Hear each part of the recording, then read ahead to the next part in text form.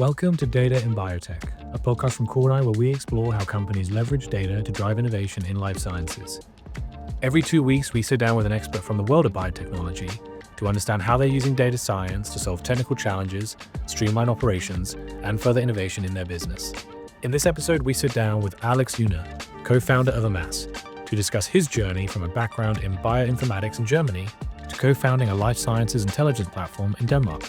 Alex walks us through the amass platform, which helps life science professionals get reliable, transparent answers to their scientific inquiries by analyzing scientific literature, patents, conference papers, and more.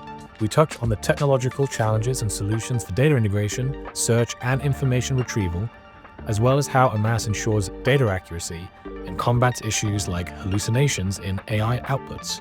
Alex also shares a case study involving Nordic Bio Ventures, highlighting the practical applications of Amass technologies in real-world biotech innovation. Here we go. Alex Junge, welcome to the Data and Biotech Podcast. Thank you. It's great to be here. Awesome. Well, just to kick us off, would you just give us a brief introduction to your background and what brought you here today? My name is Alex. I'm originally from Germany. I've been living in Denmark for the last, around 12 years. Have a background in bioinformatics, worked in pharma at Novo Nordisk for some time at Corti AI, a local health tech company here in Copenhagen. And then co-founded Amass about 1.5-2 years ago, together with my co-founder, Henrik. He's the, commercial arm of the founding team, and the technical and scientific arm of the founding team. Cool. Will you just give us an introduction to Amass, since we'll be spending some time talking about your platform today? Of course, I'd be happy to. So what we're building is a scientific intelligence platform. That's basically a platform where our users, customers can go to and get answers to scientific questions in the life sciences. So we are focusing on the life sciences domain, and the types of questions that our users ask is, what are the medications treating certain conditions, if they're in the therapeutic space, if they're working with, engineering microbes, they might be interested in what are the common challenges that people are facing in this, for example, in the wet lab, or it might also be questions regarding intellectual property, if there's any patents that they should be knowing about in their space of operation, or the biospace they're trying to either do research in or build a company in. So we are basically building a platform where the user can come in and get answers to these kinds of questions in a very transparent and reliable manner. So what does that mean to be transparent and reliable here? One is, of course, that we ground the answers in actual data and reliable data. So that's, for example, biomedical papers, conference papers, publications, things like that, preprints, but also patents, of course, clinical trials, if that's relevant, or also internal documents that organizations, especially large ones, have acquired over the years that also actually contains a lot of reliable scientific information. And then what the platform is doing, then if the user comes in with a question, we looking across all these different sources, saving a lot of time that way. So looking into way more resources than any human user would like to look at. And then again, providing a reliable answer that is very thoroughly sourced and transparent to figure out, where does this come from, allowing the user to go deeper to ask additional follow-up questions. Awesome. So, you come to this from a bioinformatics background. Yes. You have a PhD in bioinformatics, and you've spent time in pharma. So, I'm interested in how does this background and these experience sort of shape your understanding of the nature of search, information retrieval, research in life sciences today? So one of the projects I worked on during my my postdoc in bioinformatics was a protein-protein interaction database called String. It's actually used by, I think, tens of thousands of researchers around the globe every week, probably. And that gave me a feel or an interest in building products that are actually really enabling wet lab researchers to look into way more data sources than they were ever able to look at. So, of course, I was only a small team of the String database, but I was able to contribute to that and see what actually an impact one can have in building tools for researchers in this case that just enables them to analyze, in this case, their protein interaction data coming out of the wet lab, huge data sets. Researchers have a really hard time of making sense out of this data. And we basically built a tool that integrated information from a range of resources. So that's experimental data, but what I actually focus on is the literature. So, reading through papers or using computers to do that and extracting relevant information from that. And I think that got me really a taste for, when I was working on this about 10 years ago or something like that, there's really something to be done here, an impact to be created. I think back then, the technologies we were using were somewhat primitive nowadays. You could say, I remember trying to have neural networks and transformers generate text 10 years ago, stuff that we take for granted these days. It didn't really work back then. So there's, since then, with the whole transformer wave and generative AI and basically scaling up the technologies that we were looking at back then, it's just very, very much possible to build very interesting product experiences for end users right now. And of course, I saw kind of the need for building tools like we are doing at amass right now. Also, when I was working at Novo Nordisk, for example, I could kind of see that, okay, actually also very large companies have these kinds of problems. And it kind of explained that we are doing the question answering. I think that's kind of the base foundation we have in amass and in our platform right now. But we actually have a range of additional, you could call them tools or user experiences that we're building on top of that. We're actually kind of, our AI-based research assistant called Gemma helps the user to also figure out what is it exactly they could be asking in the first place. Because sometimes you're looking at maybe a problem space, but you're not the expert in a given domain. So also building kind of experiences that basically help our users or customers to figure out what is it really that you're after here. I think it's personally very exciting to be kind of living in this space and working on these kinds of tools. You just named one of the sort of core challenges of scientific research, which is knowing what question to ask and the way to formulate that question. So, like helping users to refine their question so that the responses that they're getting are actually answering the core question they're trying to get at. Is that what you would consider to be most challenging about scientific research today? Or are there other challenges that you're really setting out to solve with amass? I would say so. That's the primary challenge we are tackling with amass. And of course, there's all kinds of other challenges in terms of, reproducibility is a common challenge in the sciences. Not so much something we're focusing on right now. That's what others are doing. A lot of that touches on the wet lab, etc. But we are really focusing on the primarily the kind of scientific information retrieval problems of just the fact that we are building science. There's like science is kind of you're perceiving your work as being standing on the shoulders of giants, right? But the problem is that kind of these giants, they grow every week or every day or every year to even larger sizes. So just the sheer amount of information that you need to know and you need to study throughout your academic career as a young researcher just it keeps growing over time. So we're essentially building tools to help with this kind of scientific information challenge in the life sciences. Yeah, that makes a lot of sense. And so, at the beginning, you talked about sort of the breadth of data sets available, medications treating certain conditions, engineering microbes, intellectual property, patents that have been filed for, biomedical data, conference papers, clinical trials. Right. The list just goes on and on. But then what you just described was sort of the depth of knowledge that, over time in each of these different domains, there's just more and more data accumulating. Can you just talk about how you approach integrating knowledge across both the breadth and the depth of things that people might be asking questions about? Yeah, it's interesting that you say that you can both go broad here and also deep on specific sources. Of course, so what we have internally is, you could say multiple big databases of literature and patents and trials and additional sources that a lot of the information is actually public, but it's just very hard to find in the public domain. So we make that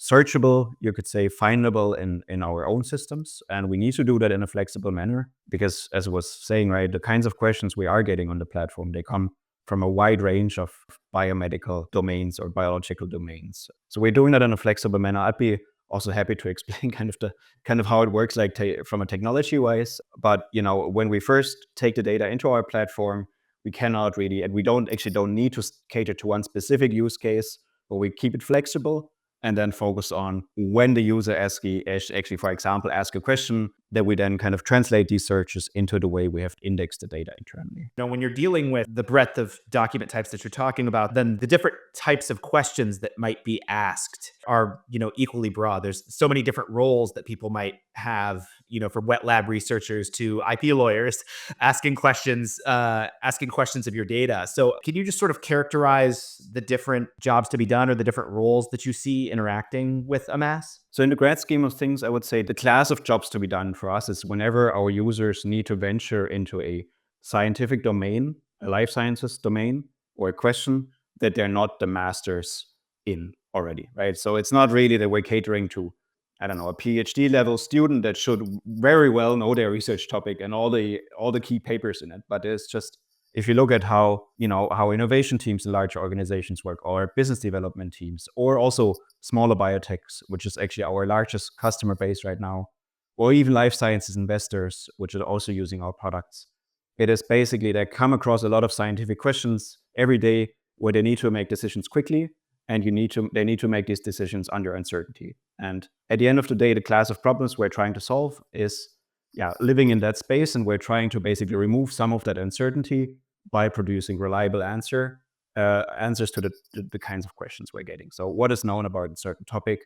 What should I be very much aware of when venturing in this new space here? Yeah, that makes a lot of sense. So, I know that you were part of one of the first cases where an AI-assisted ideation company or sort of venture organization helped, do some ideation and create or shape a biotech company. Can you just share more about that use case and, how it worked? Yeah, I'd be happy to, because I also think it nicely illustrates kind of how the value our platform and our products can create in the real world and making it more concrete. So what we did there is working with a local venture firm here in Copenhagen, Nordic Bio Ventures.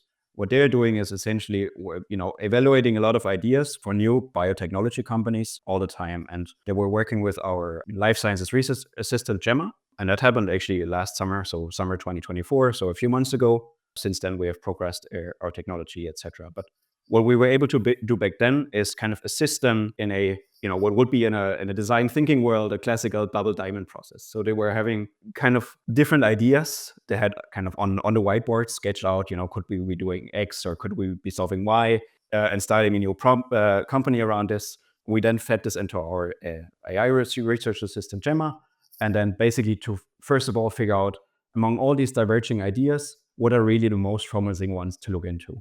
And of course, that's a multifaceted, multidimensional question you're asking here. Of course, you want to know about, what's the IP space here? Patents, super important for biotechnology companies, especially early on. So is there kind of some white space in the patent landscape? What does the research say about this? Is this like a moonshot thing, or is this actually a kind of a realistic endeavor to achieve in a foreseeable amount of time, et cetera, et cetera. So the expert in the venture creation studio work actually together, hand in hand, with our assistant to kind of identify the most promising ideas. And that resulted in, I think, around 3-4 ideas they went forward with. And then also they went further. Again, double diamond, second diamond is kind of, again, diverging on, after picking the problem for the company to work on, how do we actually go about it? So how do we find a solution? And in this case, it was a lot about planning experiments, coming up with these killer experiments to validate the idea as quickly as possible. And also there, actually, our assistant was able to very quickly help them understand this new domain, plan those experiments, figuring out what kinds of experimental setups, etc. they needed to then zoom in on, okay, this is how we do it, and this is how we validate the idea. And the first idea that was actually validated on top of this is a company called Fish. We are now talking about this because the company now actually got the first external funding. So that's great. It's great to hear. It's one of the first big milestones you need to reach when starting a biotech company. But they're working in the space of producing sustainable fish feed by fermenting insects. Of course, Gemma, again, our assistant, was actually working more as a partner in this whole venture creation. And I think it's an interesting case because it shows that, what might be possible with these assistants in the future. And maybe the last thing I want to say here is that this is the one company that we can talk about publicly that was created, but there's actually another one that is going through the last experimental trials right now. So we can actually show that, okay, this doesn't seem to be something that only happens once, but ideally more than once. And we have first indications. Yeah, so I'm interested in, obviously Nordic Bio Ventures, I'm assuming, has their own sort of framework for what are the questions that they ask in order to ideate about these companies. And then they also have I'm assuming, a framework that they apply in terms of evaluating the outputs of those questions and determining which are the, highest priority spaces and solutions within those spaces that they want to target. So can you just give me an idea of what does the venture organization bring to the table, and then what does Gemma bring in terms of automatically helping with the refinement? So the process there went, as you mentioned, they have almost like you could say a questionnaire, or at least a basic list of dimensions they want to be looking at, not super concrete questions. So Gemma, first of all, helped to shape around, or our tools help to shape, okay, what are really the concrete questions here we should be asking for this one specific company? What does it mean troubleshooting experiments when you are working on a more sustainable fish feed alternative, right? Very specifically, then formulated questions around that. Which kinds of insects, for example, should you be fermenting to reach the optimal nutritional profile? So having it very detailed, but then zooming in on these different dimensions and specific questions together with the user. And then in this case, so the people in the venture studio, what they brought in is their expertise, of course, right? We don't have access to all the data in the world. It's very transparent of what we're integrating in our platform, right? But for example, we don't really have, for now, we don't have the latest market analyses that they might know about or could bring in. So a lot of the kind of role in this interaction between AI and then the expert was in the expert reading the answers from the AI, double checking it, evaluating what is the most promising route here among different options suggested by our tools, and then kind of zooming in on any one of them. So it was really a partnership. And I mean, there's research around this where, people did like actual studies with companies, etc. And I think what comes out of this kinds of research is that the researchers the people that benefit most from these AI-based partners are actually the ones that have a lot of expertise in the domain already.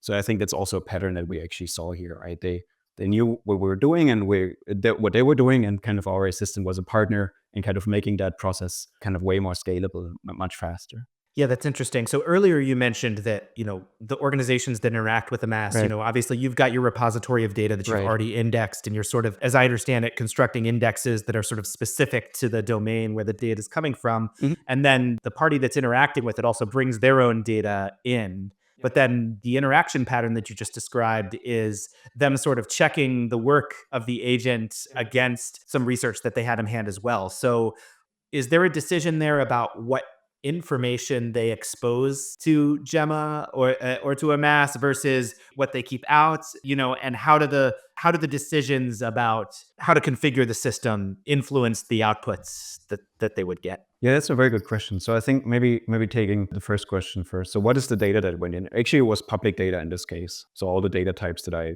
explained earlier, in this case, trials are not super important.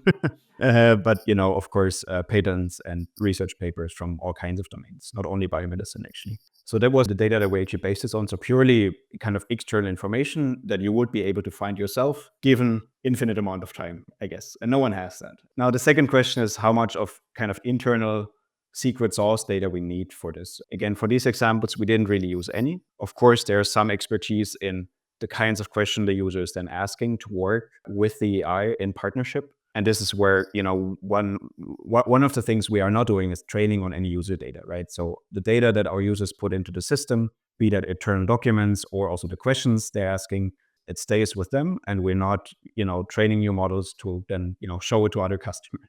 And of course, we can do that. It's super sensitive data, but I think that's also one thing that sets, our approach here apart from, some of the other tools out there that, you never know exactly where your data ends up if you go to a consumer-facing AI chatbot, for example. Yeah, that makes a lot of sense. So, as I understand it, you're not training on the data. It's a retrieval augmented generation paradigm where you're sort of finding the most relevant documents, giving them to the LLM along with the query from the user, and then using sort of smart search and, better question asking to get the best results possible Exactly. for the user. So I just want to tie a bow around Fish and around the work that you did with Nordic Bio Ventures. How did they know when they're done?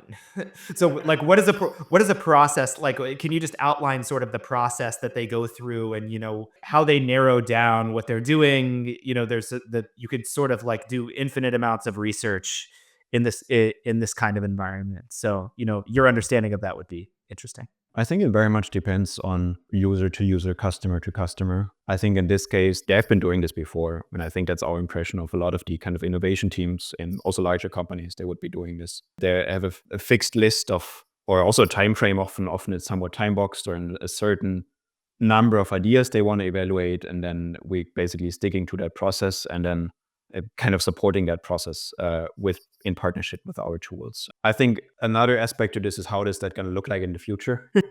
You could think about building the systems in the background and having it running all the time, right? And just like sending you a notification when there's something interesting coming up. I think we're a little bit off of that, just given the technology and the state of it. I think, especially language models these days, they're really cool. They're very powerful, but they're not really at a stage yet where you can, let them run independently for multiple hours and then expect them to come back with a good answer, right?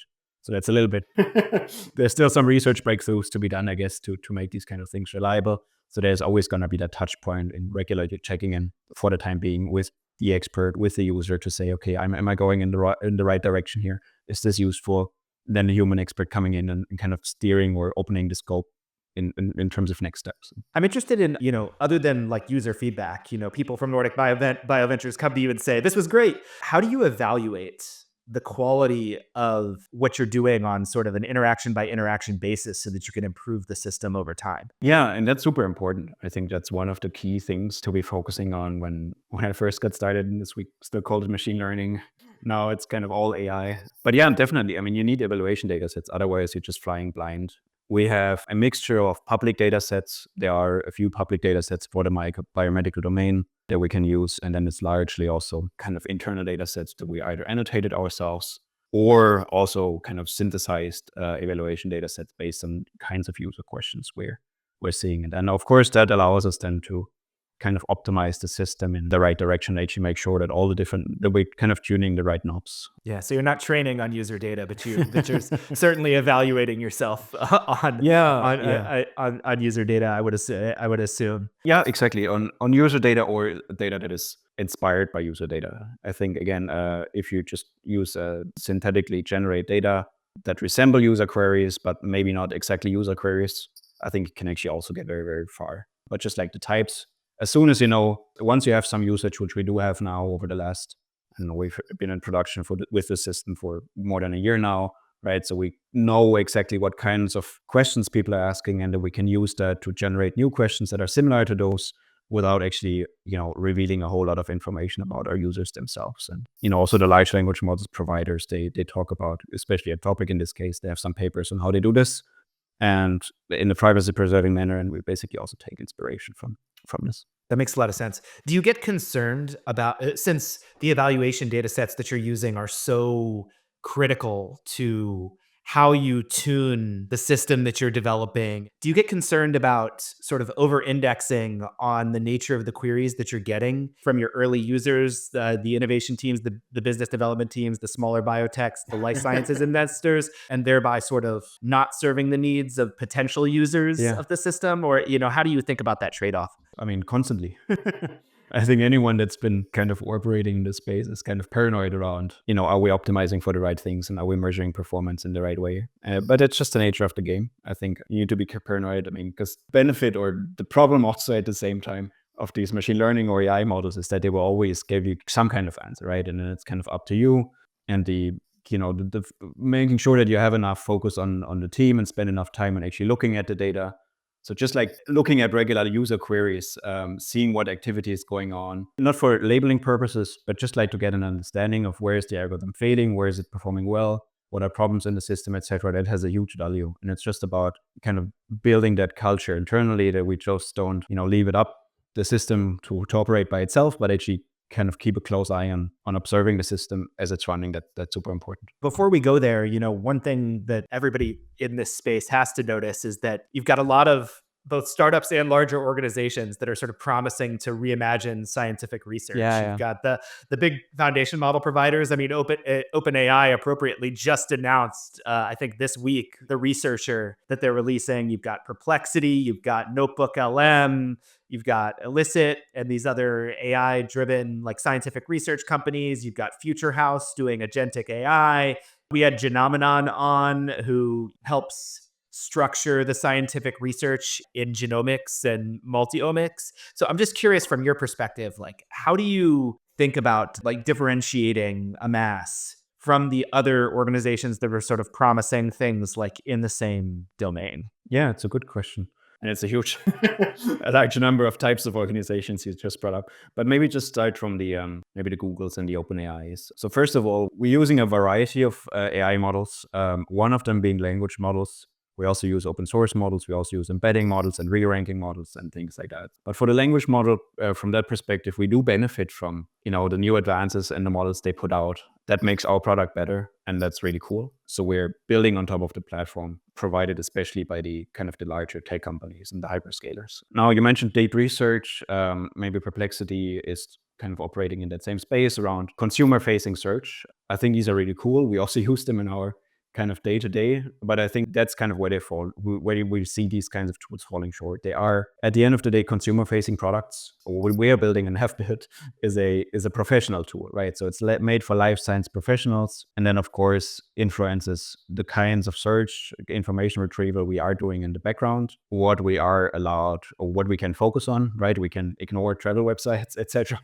We don't need to be able to answer questions around where to go for holidays, but in that we can use that capacity in our system to focus on the right data sets and indexing those data in the best possible manner. Yeah, so basically building a tool that is made for professionals, that also professionals understand. I mean, I think it's really cool what OpenAI, for example, is doing. It's really interesting, but every time I go back to ChatGPT or every other month, there's like something, the interface looks completely different, right?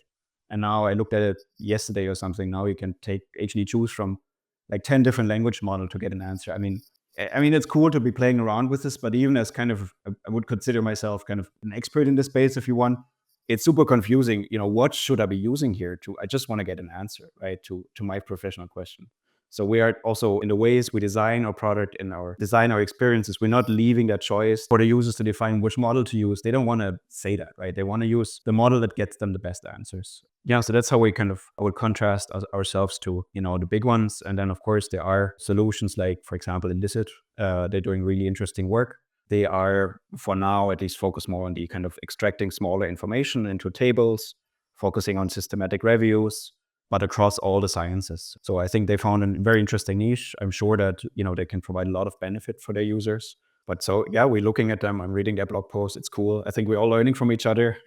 Same for Future House. I think what I like about them is that they are, they very much have that nonprofit angle right now, in the sense that they actually publish a lot of the research, and they don't really care about, spending the time to build these consumer facing products, but they care about, building a research team, and that's what they're very vocal about. And it's really interesting. Again, we're looking at their code, we're looking at the papers, and, we're trying to take the best out of all these ideas into our system. And I think maybe the last thing is that we're just getting started in this. I think the space of products or experiences to build is so large, even with the kind of capabilities of these AI models that we have right now, let alone to what's coming over the next years. So I'm sure that, we could be busy building good products for people for the years to come without really kind of running out of ideas. So, it's just starting, I would say.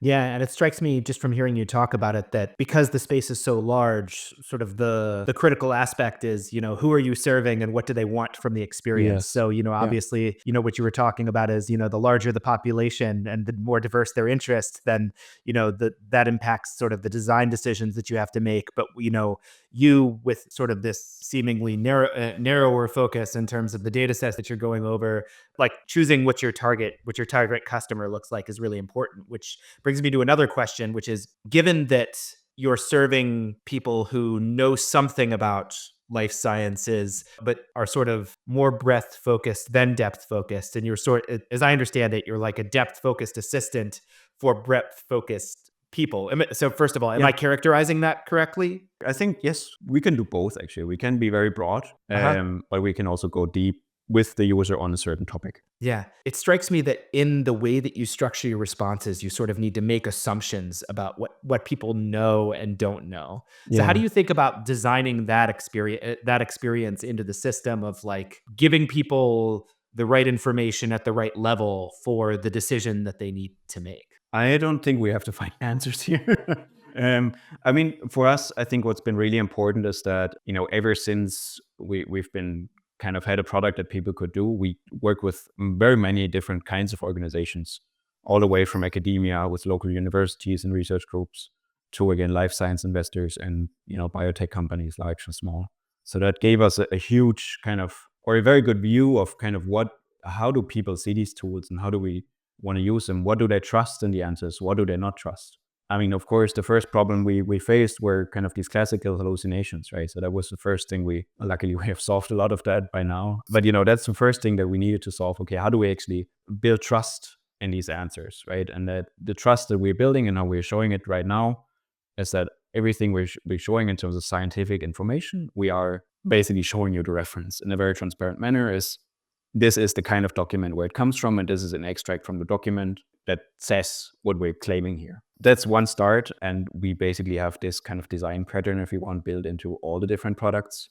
Now, what is this going to look like in a few years? I don't know. I think it's also that probably we need to have something like that is, I don't know, there was this infinite scroll that someone invented at Twitter, right? At some point when people were seeing these huge feeds, it feels like we need some kind of UX modes of interacting with these interfaces that work a little bit better, make it a little bit kind of easier to gauge what's out there. We're doing our best right now, but again, it's an open problem. So, you mentioned removing hallucinations and ensuring that all of your responses are grounded in, actual papers, patents, and internal documents. Can you just talk about how you went about implementing that? And then, as I understand it, that requires additional computational power. And so how you manage sort of the latency of the user experience with, the rigor that you're applying to the research that you're doing. We do focus more on rigor than providing fast answers. I think that's also one thing that we can do because we're a professional first tool, that it's fine if you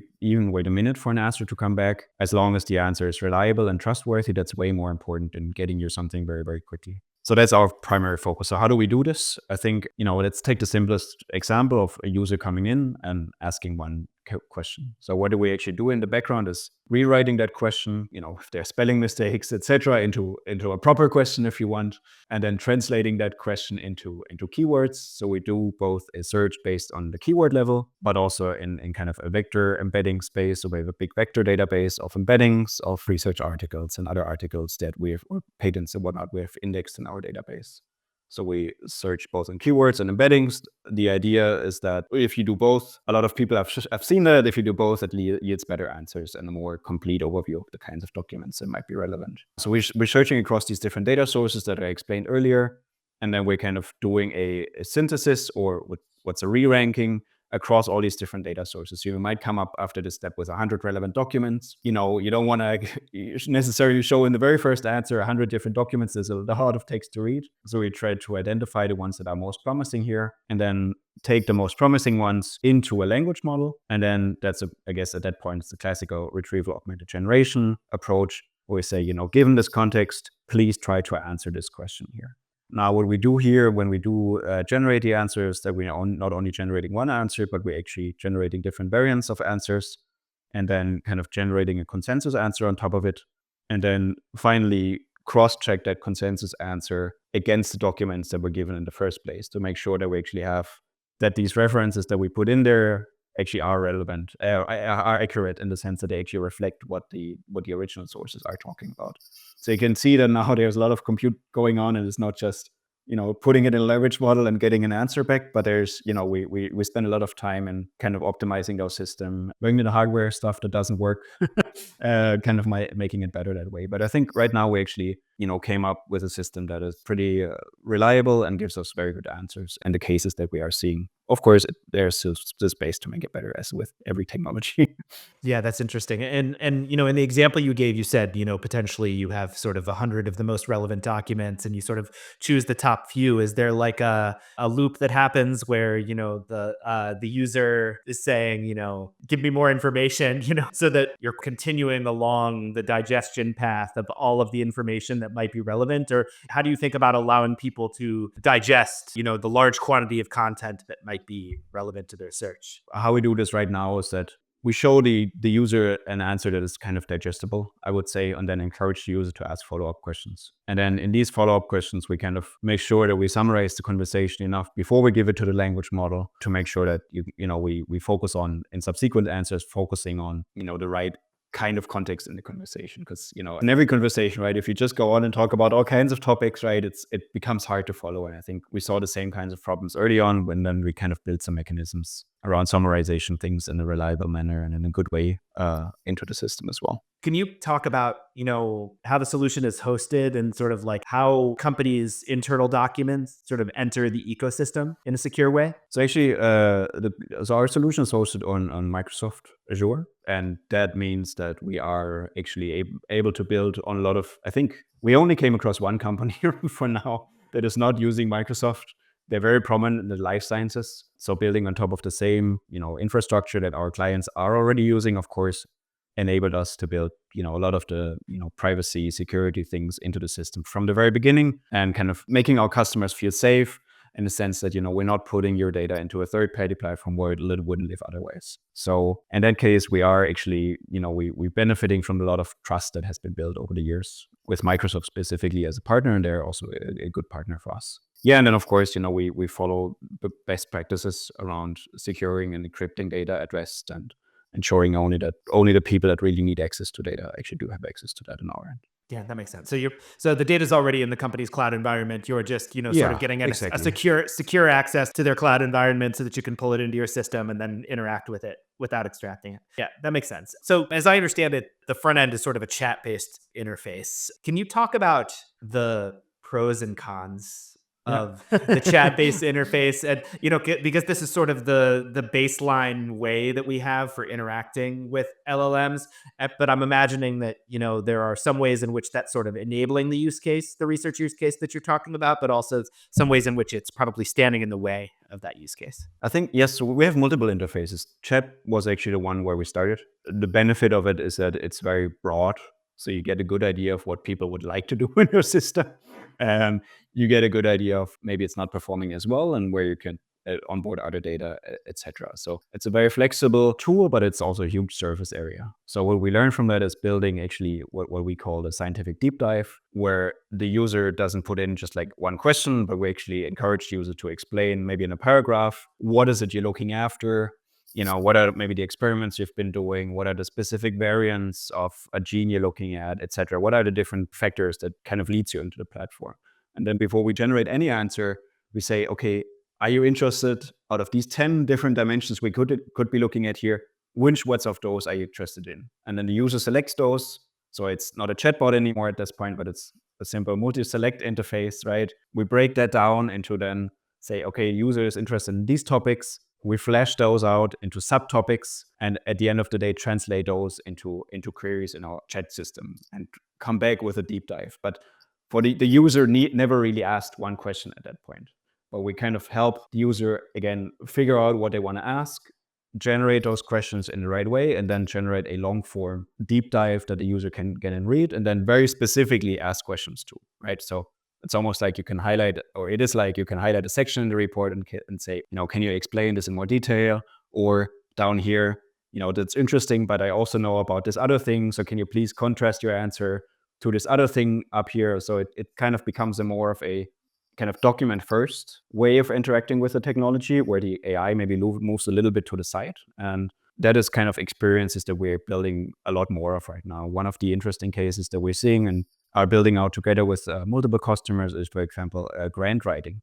So, as a company, you need to apply for research grants to get soft funding into the company, for example, from the European Union or different Danish government agencies, things like that. They exist in every country. And of course, the kinds of documents you're writing are these grant applications. They often relate to what is known in the world out there. Who has done research on this? What do we have in our internal documents? And then synthesizing this information into, in this case, a grant application. And this, again, from a user experience, why is it primarily an experience of say, okay, please look at these sources here, and then please give me a first draft of this document. And then I, as a user, I get a chisel, not the hammer, right? But the chisel to be working on this document together with the AI to say, okay, can you please, help me with this section here? I don't think this is concrete enough. It's not really believable. In the eyes of a reviewer, can you help me make this even more kind of concrete and to be able to kind of get my ideas across in a better way? You sort of named two very interesting interfaces that I'd like to touch on individually. The first one, you were talking about sort of the chat interface as the entryway to this sort of aided search paradigm, as I understand it, where the chat is the beginning of the interface surfacing to you based on what you're saying. This is what we think you're looking for. Could you clarify what you're actually looking for? Yes. Using sort of the topics that are there. Am I understanding that correctly? Yep. Yeah. So that's really interesting. And then on the output side, obviously grant applications can run into the hundreds of pages depending on the nature of the grant that you're applying for. So are you helping organizations to generate sort of hundreds of pages in an organized format? Or like how does the Amass platform like really get someone to that document from a chisel rather than, a hammer and nails? Yeah, good question. I mean, so we haven't really, for now, we have not seen hundreds of pages of applications. I'm sure we'll get there at some point. But then I would say, it's more on the 2, 3, 4 pages at a time that the user needs help kind of developing. I think a lot of it specifically in these writing applications is that you as a researcher, you very much know about, what is the company doing, but maybe you're not the best at actually explaining it to a third party out there, right? Someone might be reviewing the application that doesn't know anything really about your field. And then a huge risk of course, is like more confusing people and kind of making your idea unbelievable by just like being way into the details instead of meeting the audience at the right level. And I think that's also one kind of experience we're building into kind of these grant writing applications. Help me rephrase this for a certain audience, for example. So it's not really, yes, these documents can be hundreds of pages long, but I think, if I make an impact and if you refine paragraph by paragraph, that in itself has a big impact, right? And eventually, we might be able to generate a first draft of, very, very long documents. But again, it's always like working hand in hand as a partner with the experts instead of just like generating all this automatically and hitting the submit button to, send it to a grant agency. I don't think anyone wants to do that, right? People want to have control over how am I actually presenting my research project here? Also because it's a huge reputational risk if you don't review these things. Yeah, that's really interesting. And I think there's sort of on the part of the customer, the desire to have an easy button to just do the thing the first time all the way through. But, the truth is but then there's also a desire to have control. And I think that, sort of generating section by section in partnership, with an AI that understands all of the literature, but can also cast the results in the right format, for the right audience is sort of the right trade-off to make there.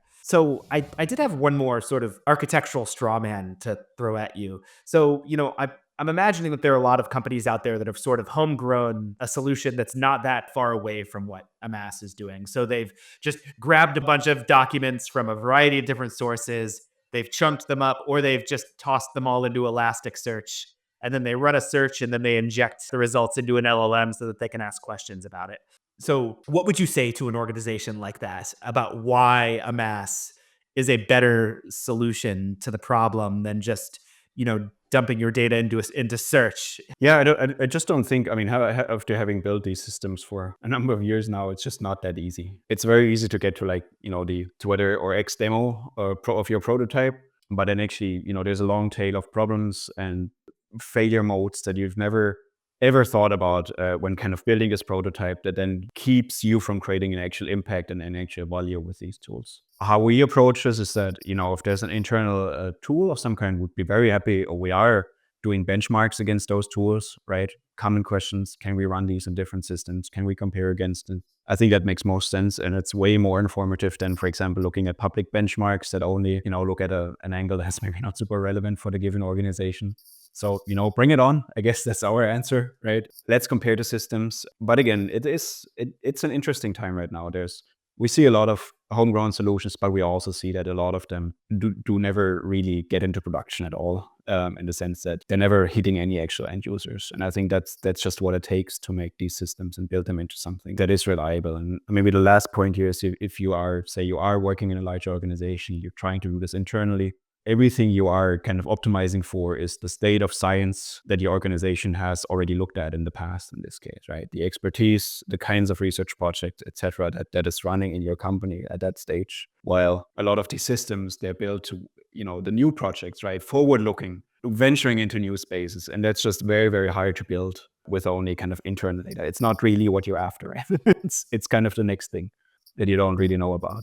So, we just talked about build versus buy for potential customers. Can you give us a little bit of insight into what you chose to build versus buy and why? We are trying to only build the stuff that we really need to build and buy everything else. So we are, running on top of databases. We're using Postgres whenever we can, kind of traditional choice of an open source database that we're buying in this case. The same for our monitoring tools, for language models, etc. So we're only really focusing on building the stuff that we really need to build. We are using existing AI models where they perform well enough for our domain.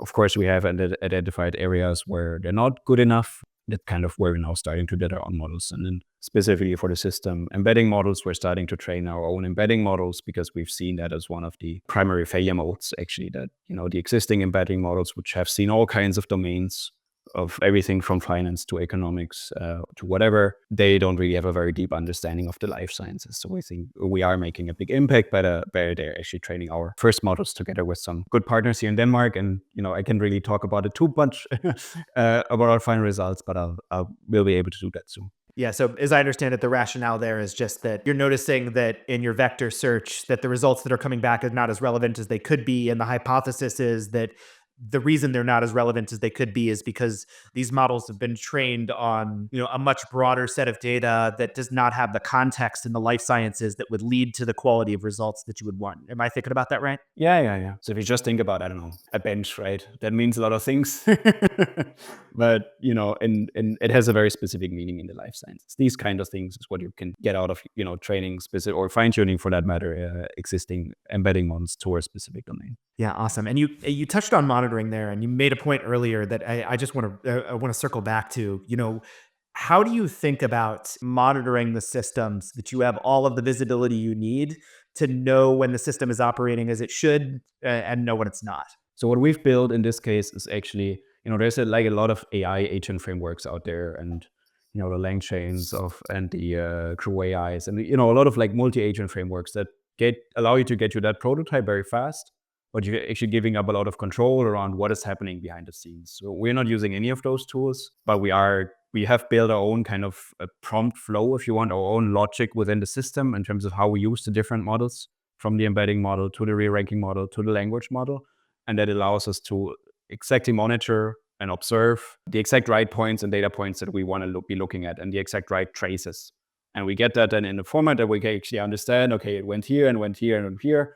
And we don't end up in a crazy mess where there's 5 different AI multi-agents that are supposedly doing something, but it's really, really hard to debug. So we on purpose stay away from kind of these systems that are, I don't know, in my experience, just become a big mess. But we actually have a system that we understand, that we've built from the ground up ourselves, and we can monitor very easily. And then, also, keep track of additional things that should be relevant. Right. So the analog here sounds like a sort of a microservice architecture where you have sort of different interactions, and then you're monitoring each interaction point and have the traces through them. Yeah. But just that we build it ourselves, right? In this case, we don't rely on another tool or framework to take care of this, but we say, okay, well, whenever we make a call to a language model, we want to know that we're making this call. We want to know what the actual prompt is. We want to have influence over that. And then, of course, for logging, we're using third-party tools just to keep it in a database somewhere. Great. So, as we come to the end of our conversation, I just want to ask you a few final questions that are sort of forward-looking. So, obviously, the field of AI is moving very quickly. How do you think about evolving the amass platform as models advance, as the tooling ecosystem evolves, et cetera? So maybe with models as they advance, I think, there's a big trend right now is, inference time scaling or test time computer, or whatever you want to call it, reasoning models. And I think that's an interesting trend we are observing. I think we are in a lucky position, if you want, that actually we see the current models failing to some extent on the kinds of problems we are facing, right? We're not in a scenario where, I don't know, GPT-4o is already able to answer 90%, 99% of the questions. So we are going to be able to benefit from larger and better language models down the road. So I think that's great. I really like open source. I think it's a tide that lifts all boats. And, the DeepSeek discussions over the last weeks, I think, say what you want, but at least it's great that this is happening in the open to a large extent, right? So that is going to increase the speed of innovation in terms of improving those models, which they do need improvements. They get lost on some trivial things sometimes. So that's great. We're benefiting from that, and we will build those additional language models into the platform as we go along and as we see them performing well in our data sets. So, the new models come out and you're just constantly experimenting with them. Do you have sort of an experimental process? Yeah, not everything, right? There's a handful of models that we keep an eye on, right? And then every now and then we do then the experiments if it's worth our time. So that's how we approach it right now. And then, of course, there's a lot of kind of interactions that we have with our users, right? It's not that we say, okay, this is the tool, please go ahead and use it and leave us alone. But every single time we demo our solution, we at least get 10, 20 questions back around, could you be doing this? Could you help us with writing press releases? Could you help us with X and Y and Z? And I think that's a great source of information for us. Of course, we need to filter it down and need to prioritize. But that's very much where we kind of then say, okay, given the technology, what are the new experiences we can build on top of what we already have? And revisit maybe some of the things that didn't work.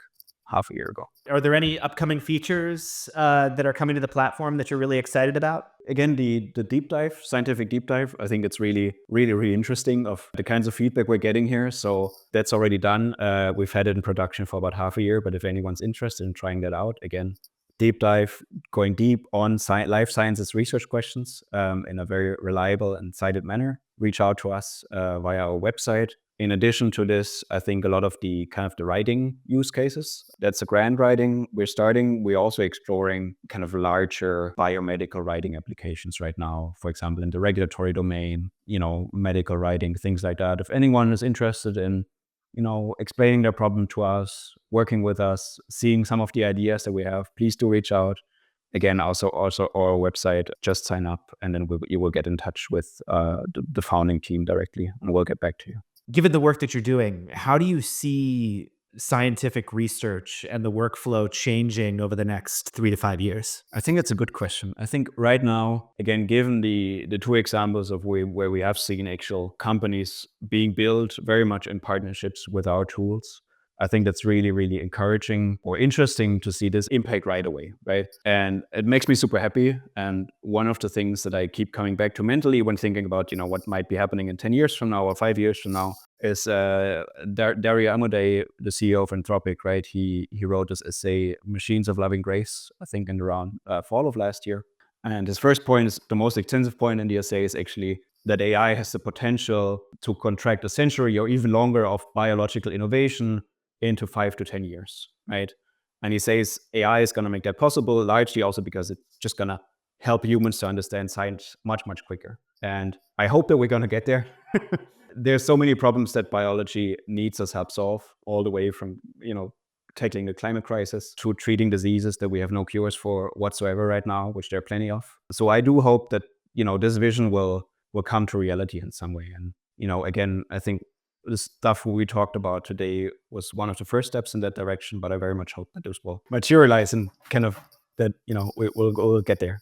For sure. And, for listeners who are intrigued by Amass, you mentioned your website. Where should they go if they want to learn more? So the website is amass.tech. Reach out to us there, to the founding team directly. And for me specifically, I'm on LinkedIn, Alexander Junge. Find me there, connect, write me. And from there, you can also see links to my other social media profiles and website and whatnot. Awesome. Well, Alex, it's been a pleasure having you on. I really appreciate the time and look forward to connecting down the line. Yeah, likewise. Thank you.